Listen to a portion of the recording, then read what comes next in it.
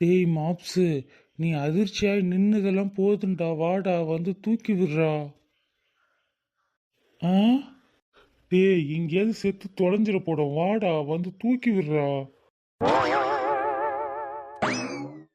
இவனுங்களை பாருங்க, கட்டில் இருந்த பாதிப்பு இப்போ இவங்க தலையில் இருக்குது. ஒரு தினுசாக பேந்த பேந்த முழிச்சுக்கிட்டு ரெண்டு நிற்கிற லட்சணத்தை, கல்யாணத்தை கலவரமாக்கி ஃபஸ்ட் நைட்டை போர்க்களமாக்கி இவனுங்க பண்ணுற அழிச்சாட்டியத்திற்கு ஐயோ ஐயோ ஐயோன்னு அப்படி நம்ம தான் எங்கேயாவது முட்டிக்கணும் போல். இந்த மூணு பேர்த்தையும் வச்சு நான் எழுதுகிற கதைக்கு ஐயோ என்னாலே முடியலங்க. என்னடா இது? ஏய், என்னது இது? ஏண்டா நாசக்காரனுங்களா, பிளான் பண்ணி தான் இந்த அலங்காரம் எல்லாம் பண்ணினீங்களா? மச்சி, நாங்க அலங்காரம் பண்ணப்போ கட்டு நல்லா தான் மச்சி இருந்துச்சு. நாங்க கட்டில் உடச்சி எதுவும் பண்ணலடா. ரெண்டு பேரும் கோரஸா சொல்றத பார்த்தா இவனுங்க அதைத்தான் பண்ணியிருக்கானுங்க போல. அதான் பண்ணிட்டீங்களேடா, ஏண்டா உங்களுக்கு இந்த கெட்ட எண்ணம்? இந்நேரம் நானும் என் பொண்டாட்டியும் இந்த கட்டில இருந்திருந்தா என்ன ஆயிருக்கும்? என்ன ஆயிருக்கும்? நெப்போலியனுக்கு அம்புட்டு வெறின்னு ஊரே கேலி பேசியிருக்கோம். மானம் மறுவாதி எல்லாம் மண்ணா போயிருக்கோம். உறவு சனம் முன்னாடி ஒரே கூச்சமாக போயிருக்கோம். வேற ஒன்றும் ஆயிருக்காது. டேய், முதல்ல தலையில் இருக்க பூவெல்லாம் தட்டி விடுறீங்கடா. இது வேறையா? நல்ல வேலை மச்சி, தங்கச்சி அம்மனி தப்பிச்சிச்சு. எது நடந்தாலும் நன்மைக்கேன்னு சொல்கிற மாதிரி ஃபர்ஸ்ட் நைட்டு நடக்காதது கூட ஒரு நன்மைக்குன்னு எடுத்துக்கோ மச்சி. அடேய் உங்களை அட கொங்கனா பயலுகளா, என்னடா பண்ணி வச்சிருக்கீங்க? 100 வருஷத்துக்கு மேல எங்க பாட்டம் போட்ட காலத்திலிருந்து பாதுகாத்து வச்சிருந்த கட்டில இப்படி 3 பேருமா சேர்ந்து உடச்சி கவுத்துட்டீங்களேடா. தலைமுறையா பல பேர் முதலிரவ பார்த்த கட்டில்டா இது. யாருமே இந்த அளவுக்கு உடைச்சதில்லை. நான்லாம் அந்த காலத்துல இந்த கட்டில பூ மாதிரி பார்த்துக்கிட்ட வேண்டா. யோ பெருசு, நிறுத்தி அவன் புராணத்தை. பாட்டியை பூ மாதிரி பார்த்துக்கோன்னு சொல்லி உனக்கு கட்டி வச்சா, நீ கட்டில பூ மாதிரி பார்த்துக்கிட்டு பாட்டியை பாடாப்படுத்தி 16 பிள்ளைய பெற்றிருக்க. இதுல பெருமை பீத்தலு வேற உனக்கு. அறுத பழசான இந்த கட்டில உன்னை யாரு என் ரூம்ல கொண்டு வந்து போட சொன்னது? நான் கேட்டேன் அவன்கிட்ட. அடே கூறுகட்ட பயலே, இது ராசியான கட்டில்டா. உனக்கு ராசியா இருந்திருக்கும். எனக்கு இருந்துச்சா? அதான் பேச்சு இப்ப. அட என்றா இவன் இந்த துள்ளு துள்ளிக்கிட்டு இருக்கான். இன்னைக்கு இல்லைன்னா நாளைக்கு. எது? நாளைக்கும் இந்த கட்டில்லையா? ஏன் இன்னைக்கு உடைச்சது காணாதுன்னா? வேணாம் பெருசு, என்னை கொலகாரன் ஆக்காத, சொல்லிட்டேன். ஏண்டா என்னடா பண்ணீங்க கட்டில் உடையிற அளவுக்கு? கபடி விளையாண்டோம். அந்த ஆளோட ஓட்ட கட்டில ஒட்ட வச்சு அலங்காரம் பண்ணி வச்சுட்டு என்னடா பண்ணீங்கன்னு கேள்வி வேற கேளு. அட போமா அங்கிட்டு, வெளியில போங்க எல்லாரும். எனக்கு இன்னைக்கு கிரகாச்சாரமே சரியில்லை. எல்லாரும் பிளான் பண்ணி என்னையவே போட்டு படுத்துறாங்க. அடே அடே, அந்த கட்டில் தான் உடஞ்சிருச்சு இல்ல, மறுபடியும் அது மேலே போய் நின்று கீழே விழுந்து கை காலை உடச்சிக்க போறடா. வாடா, இங்கே கீழே போர்வை விரிக்கிற. பார்த்து படுமச்சி, பெருசாக ஒன்றும் அடிப்படலையே. நாளைக்கு நைட்டு ஜமாச்சிருவில்ல. ஐயோ முடியலடா இவனுங்களோட. விடிய விடிய இதே மாதிரி தான் ரகலை பண்ணிக்கிட்டே இருப்பானுங்க. இவனுங்க எப்படியோ தொலைகிறானுங்க. நாம் கொஞ்சம் சீரியஸான மூடுக்கு போவோமா? வாங்க, மாப்பிள்ளையோட அப்பா பெருமாளை போய் பார்த்துட்டு வரலாம். இவர் தாங்க நம்ம மாப்பிள்ளையோட அப்பா. பாருங்க, எப்பயும் போல் தண்ணியை போட்டு அந்த சர்ச்சுக்குள்ள இருக்கிற கல்லறை தோட்டத்தில் ஒரு கல்லறையில் சாஞ்சி கிடக்கிறாரு இந்த மனுஷன். மூஞ்சி முழுக்க முள்ளா வெள்ளை தாடி நட்டுக்கிட்டு நிற்கிது. ஏழமை காலத்தில் ஆள் நல்லா கெத்தாக தான் இருந்திருப்பார் போல். குடிச்சு போய் அந்த கண்ணெல்லாம் பாருங்கள் எப்படி இருக்குது. அப்படி ஒரு சோகம் அந்த கண்ணில் தெரியுது. இந்த மனுஷனுக்குள்ளே என்னதான் பாரம் இருக்குன்னு யாருக்குமே தெரிய மாட்டேங்குது. மாடு மாதிரி இவர் உழைக்கிறாருங்க.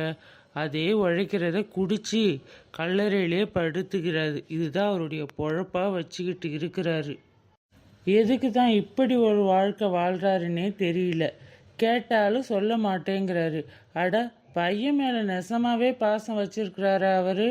இவன் பெத்த புள்ளதான்னு கூட டவுட்டாக இருக்குது. சரியான அழுத்தக்கார கல்லூலி மங்கனா இருப்பார் போல. கத்திரிக்காய் முத்துனா கடத்தெருவுக்கு வந்ததாக ஆகும். தெரிஞ்சுப்போம். ஒரு நாள் நம்மளே கண்டுபிடிச்சி தெரிஞ்சுப்போம். ஹாய், நான் இப்போ ஒன்று சொல்ல போகிறேன். குடிக்கிறவனுக்கு மட்டும் பிரச்சனை கிடையாது. குடிச்சிட்டு பேசுகிறதுனால பல குடும்பங்கள் சீரழிச்சிட்டு போகுது. இது என்னுடைய மெசேஜாக வச்சாலும் சரி, ரெக்வெஸ்டாலும் வச்சாலும் சரி, குடிச்சிட்டு அதுக்கப்புறம் வர பிரச்சனை இல்லை யார் யாருக்கு தெரியும்னு உங்களுக்கே தெரியும். குடிச்சிட்டு விடுற வார்த்தைங்க விடிஞ்சதுக்கப்புறம் ஒன்றுமே தெரியாத போல் நானா பேசினேன், நான் செய்யலையே அப்படின்னு சொல்கிறவங்க தான் இங்கே அதிகமாக இருக்குது. குடிக்கிறவங்க ஒரேடியாக நிறுத்த முடியாட்டாலும் தான் குடும்பத்தை நினச்சி கொஞ்சம் கொஞ்சமாக நிறுத்த பாருங்க. Thank you for advice. Perumal, Perumal, இங்கே கொஞ்சம் எந்திரிச்சு வா. கூப்பிட்டீங்களா ஃபாதர்? உன்னோட மெடிக்கல் ரிப்போர்ட் வந்திருக்கு. என்ன வந்திருக்கு? நான் செத்து போயிடுவேனா? சாகுறதுக்கு முன்னாடியாச்சும் உன் பையனோட அம்மா யாருன்னு அவன்கிட்டயாச்சும் சொல்லு பெருமாள். அவன் ஒவ்வொரு நாளும் இங்கே மெழுகுவத்தி ஏற்றி வச்சு எங்கள் அம்மாவை என் கண்ணில் காட்டி ஏசுவேன்னு கண்ணீர் விடுறத பார்க்குறப்போ எனக்கு ரொம்ப கஷ்டமாக இருக்கு. இதுக்கும் சிரிப்பு தானா? 7 ஸ்டார் ஹோட்டலுக்கு முன்னாடி தான் நாம் இப்போ நின்றுட்டு இருக்கோம். மருதக்காவனூர் மாப்பிள்ளையை விட்டுட்டு நாம் ஏன் இங்கே நின்று இந்த 7 ஸ்டார் ஹோட்டலில் அண்ணாந்து பார்த்துட்டு இருக்கோம்னு எல்லாருக்கும் ஒரு டவுட்டாக இருக்குங்களே. சாப்பிட வந்தவன் மட்டும் தப்பாக நினச்சி போடாதீங்க அம்மனிங்கெல்லாம். நம்மக்கிட்ட அம்பானி அளவுக்கு பட்ஜெட்லாம் இல்லைங்க. அதாவது அது சர்ச்சில் இந்த பேரு பெற்ற பெருமாளை பார்த்தோம்ல, ஃபாதர் அட்வைஸ் பண்ணதுக்கு அந்த மனுஷன் தாடியை சொரிஞ்சிக்கிட்டே சிரிச்சாரு இல்லை, அதோட நம்மளும் கிளம்பிட்டோம் இல்லை. சரி, நாமளாச்சும் மாப்பிள்ளையை பெற்ற மகராசி யாருன்னு இந்த பேரு பெற்ற பெருமாளை பார்த்து நைஸாக கேட்டுதா பார்ப்போன்னு திரும்ப பார்த்தா இந்த பெருமாள் என்ன பண்ணிட்டான்னா, அங்கேருந்து வீட்டுக்கு போய் குளித்து கிளம்பி டிப்பு டாப்பாக ஒரு பழைய கோட்டு சூட்டு தொப்பி எடுத்து மாட்டிக்கிட்டு கிளம்பிட்டாருங்க. அட, இந்த மனுஷன் எங்கே போகிறாருன்னு அவர் பின்னாடியே வந்தா அவர் பாட்டுக்குன்னு கால் டாக்ஸியை பிடிச்சி ஜம்முன்னு இங்கே இறங்கி இந்த ஹோட்டலுக்கு நுழைஞ்சிட்டாருங்க. அதேனுங்க, நம்மளும் என்ன இம்புட்டு பெரிய ஹோட்டலுக்கு வந்திருக்கிறோம்னு ஒன்றும் புரியாமல் பேந்த முழிச்சுக்கிட்டு நிற்கிறோமுங்க. எங்கேயோ ஒரு மூலையில் மயான தோட்டத்துக்குள்ளே தூங்கிட்டு இருந்தவர் செத்து போக போகிறாருன்னு ஒரு மெடிக்கல் ரிப்போர்ட் வந்தவுடனே ஆளே டோட்டலாக சேஞ்ச் ஆகி பணக்காரரை மட்டும் போகிற ஹோட்டலுக்கு வந்திருக்காருன்னா என்னவா இருக்கும்? வாங்க தெரிஞ்சுப்போம். ஃபாலோ ஹேட். Hi Perumal, how are you? நான் நல்லா இருக்கேன்ப்பா, நீ எப்படி இருக்க? நல்லா இருக்கேன்ப்பா. ரொம்ப வருஷம் கழிச்சு உன்னை பார்க்குறேன். ஒரு வேலையாக வந்தேன்ப்பா. ஓகே, நெக்ஸ்ட் டைம் மீட் பண்ணலாம். ஃபர்ஸ்ட் மாடியில் பார்ட்டி நடக்குது, அதை அரேஞ்ச் பண்ணிட்டு இருக்கேன்ப்பா. ஓகே, பாய். நானும் ஒரு வேலையாக தான் வந்தேன்ப்பா. கண்டிப்பாக மீட் பண்ணலாம். என்னம்மா, நீ புதுசாக சேர்ந்துருக்கியா? ஆமாங்கண்ணா, புதுசாக ஹோட்டலில் ஜாயின் பண்ணியிருக்கேன் வேலைக்கு. என்னம்மா, உன் குரலே இப்படிதானா? ஆமாங்கண்ணா, நான் ஃபர்ஸ்ட் மாடியில் பார்ட்டி என்னமோ நடக்குது. என்னென்ன அது? ஓ, நீங்கள் புதுசாக ஜாயின் பண்ணதுனால உனக்கு எதுவுமே தெரியலல்லம்மா. அங்கே தனியாக ஒருத்தவங்க உட்காந்துருக்காங்கல்லம்மா, அவங்க பேர் தான் ஜெயபிரபா திலகர். அதாவது ஜெயான்னு கூப்பிடுவாங்க. ஒரு சிலர் ஜேபின்னு அவங்கள கூப்பிடுவாங்கம்மா. வயசு 45 இருக்கலாம். ஆனா அவங்களோட காஸ்டியூம் மேக்கப்ல இதெல்லாம் பார்த்தினா 25 வயசா இருக்கும். பாத்தியா? அப்படிலாம் சொல்ல முடியாதுன்னா இப்படி பச்சையா போய் சொல்றீங்க. பார்க்க 25 வயசு மாதிரியா இருக்கு. அவங்கள பத்தி எதுவும் தெரியாம பேசுறாத. கொஞ்சம் தள்ளி திலகர்னு ஒருத்தர் வந்து பிஸ்னஸ் மீட்டிங் உட்கார்ந்துட்டு இருக்கிறாரு, ஏதோ டிஸ்கஸ் பண்ணிட்டு இருக்கிறாரு. இந்த ஹோட்டலுக்கு சொந்தக்காரரே அவரு தான். இந்த மாதிரி 4-5 ஹோட்டலு வச்சிருக்கிறாரு இந்த சிட்டிக்குள்ளவே. இங்கே மட்டும் இல்லை, இந்தியாவில் பல பெரிய பெரிய சிட்டிக்குள்ள இவருக்கு சொந்தமாக ஹோட்டல் இருக்குது. அந்த ஹோட்டலுக்கெல்லாம் சொந்தக்காரி அந்த மேடம் தான். மேடம் பேரில் ஃபஸ்ட்டு இந்த ஹோட்டல் ஆரம்பித்து இன்னையோட 25 வருஷம் ஆச்சு தான். அதான் பார்ட்டி வச்சு கொண்டாடிட்டு இருக்காங்க. சரிங்கண்ணா சரிங்கண்ணா, நான் சொன்னதை எதுவும் வெளியில சொல்லிக்க வேண்டாண்ணா.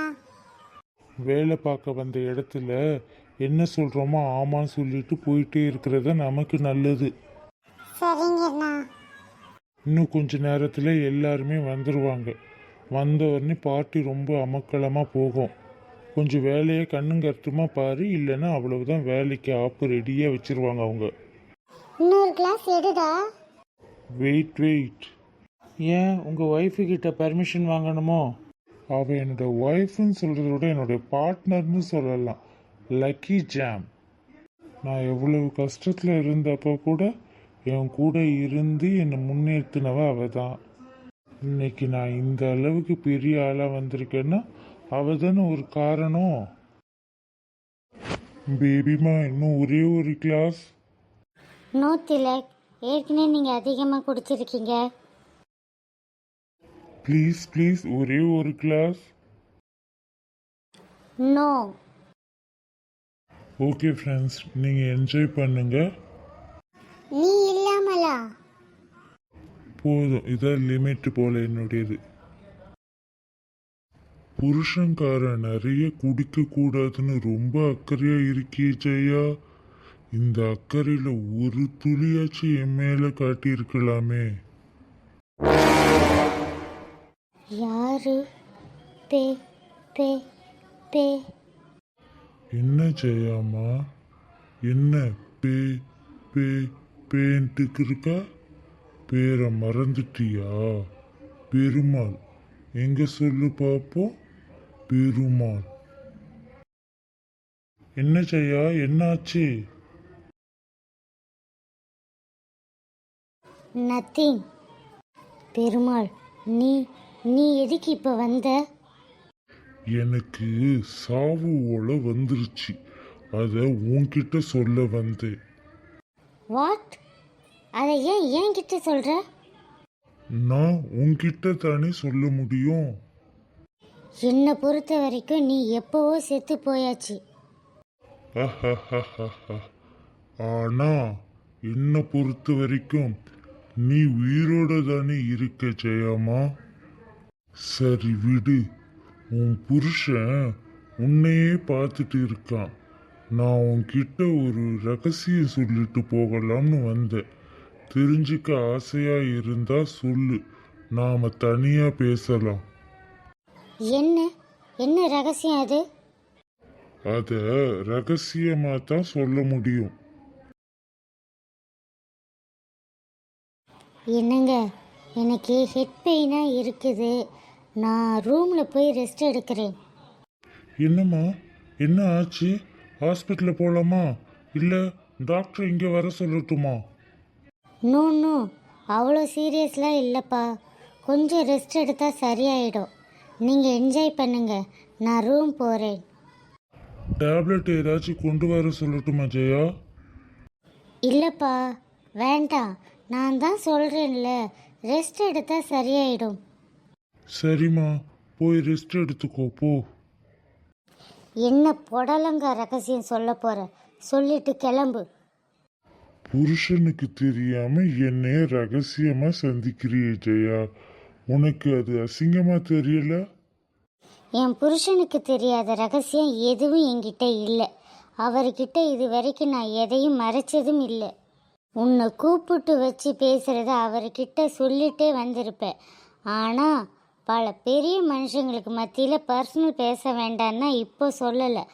அவர் இந்த ரூமுக்கு வந்ததும் உன்னை பார்த்தேன், உன்கிட்ட தனியாக பேசுனேன்னு சொல்லிடுவேன். ஸோ என்னை மிரட்டி காசு பார்க்கலாம்னு நினச்சி வந்திருந்தேன்னா அது நடக்காது. இப்போவே கிளம்பிடு. காசு? உன்னோட காசுல எனக்கு கால் தூசு. யாருக்கு வேணும் உன்னோட காசு? சரி இருக்கட்டும். இவ்வளோ வருஷம் கழித்து எதுக்கு மறுபடியும் என்னை தொல்லை பண்ண வந்திருக்க நீ? சே சே சே, நான் என்னைக்காச்சும் உன்னை தொல்லை பண்ணியிருக்கேனா ஜெயம்மா? இப்படி கூப்பிடுறத நிறுத்து, எரிச்சலாக வருது. என்ன விஷயம்னு சொல்லு முதல்ல. காணாம போன உன்னோட பையன் கிடைச்சிட்டானா? அதை பற்றி உனக்கு என்ன? எனக்கு என்னவா? உன்னோட பையனுக்கு இப்போ நான் தானே அப்பாவா இருக்கேன்.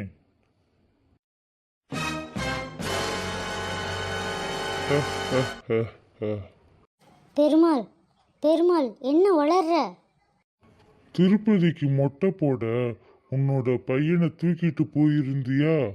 அப்போ என்ன அவனுக்கு ஒரு 1-1.5 வயசு இருக்குமா? அப்போதானே அவனை காணாம போனான். அவன் காணாம போகல, நான் தான் கடத்திட்டு போயிட்டேன். என்ன என்ன புதுசாக கதை சொல்கிற? இப்போ எதுக்கு இந்த ட்ராமா? டிராமா இல்லை ஜெயா, நிஜம். இந்த போட்டோவை பாரு. டேய் டேய், உன்னை ராஸ்கல், பொறுக்கி ராஸ்கல், எதுக்குடா என் பிள்ளைய கடத்திட்டு போன? எங்கடா என் பையன்? என்னடா செஞ்ச அவனை?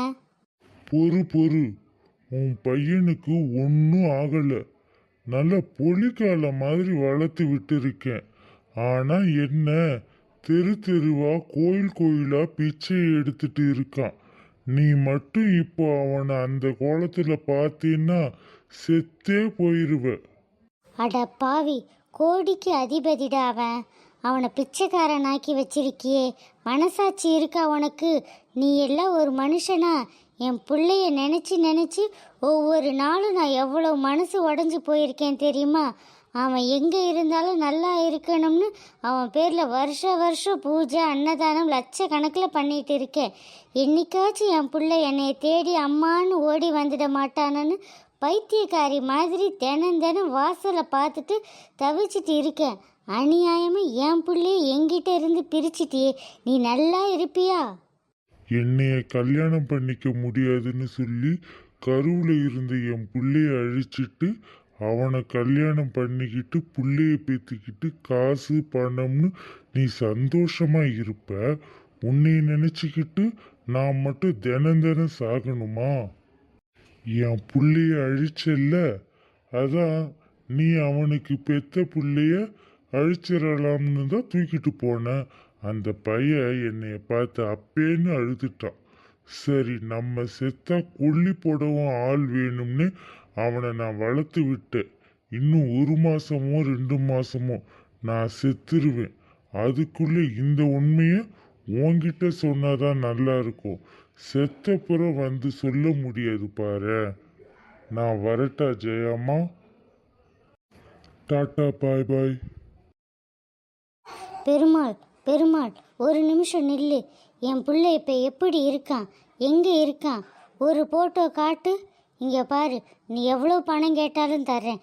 என் பிள்ளைய மட்டும் என்கிட்ட திருப்பி கொடுத்துரு, உனக்கு புண்ணியமாக போகும். முடியாது. அவனுக்கு அப்பா நான் தான், எனக்கு புள்ள அவன்தான். உனக்கு என்னைக்குமே அவன் சொந்தமாக மாட்டான் ஜெயம்மா. டேய், நான் நினச்சா இப்போவே உன்னை உள்ளே தூக்கி போட்டு உண்மையை எப்படி வாங்கணுமோ அப்படி வாங்க முடியும். பார்க்குறியாடா? என்ன போலீஸை கூப்பிடுவியா? கூப்பிடு, போலீஸை கூப்பிடு. எனக்கு ஒன்றும் கிடையாது. 1 மாசத்துல சாக போறவன் தானே. போலீஸ் அடிச்சா 2 நாள்ல செத்து போற, அது எனக்கு நல்ல விஷயம்தான். ஆனா நான் என்ன பண்ணுவேன் தெரியுமா? மீடியாவை கூட்டி எல்லாத்தையும் சொல்லுவேன். நீயும் உன் புருஷனும் சேர்த்து வச்சிருக்கிற பேரும் புகழும் நாறி போகும். பரவாயில்லையா? ஆஹா, கதை ரூட் மாதிரி எங்கேயோ போகும் போல தெரியுதே. போகட்டும். அது எங்கே போனால் நமக்கு என்ன? நம்ம போய் நெப்பு கதையை கண்டினியூ பண்ணுவோம். பாவம் பயபிள்ளைக்கு இன்னைக்கு விடியலாச்சும் நல்லதா இருக்கட்டும். இருக்குமா? இருக்கும் இருக்கும், பார்ப்போம் போய்.